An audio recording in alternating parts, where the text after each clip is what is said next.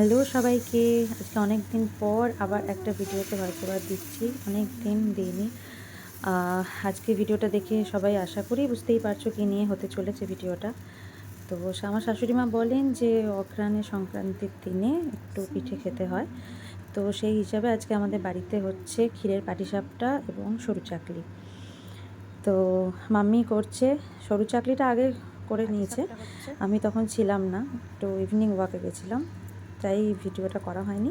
তো বাড়ি ফিরে দেখছি যে পাটিসাপটা হচ্ছে, তো সঙ্গে সঙ্গে আমি শুরু করে দিলাম ভিডিওটা করতে।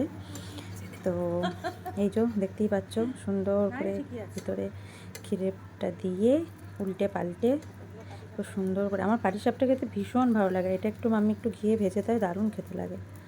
আর এই যে দেখো, এই হচ্ছে সরু চাকলিগুলো রেডি। তো আমরা সবার আগে গপুকে দিলাম, গপুকে সন্ধেবেলা ভোগে দিয়েছিলাম, তারপর আমরা সবাই মিলে বাড়িতে খেলাম।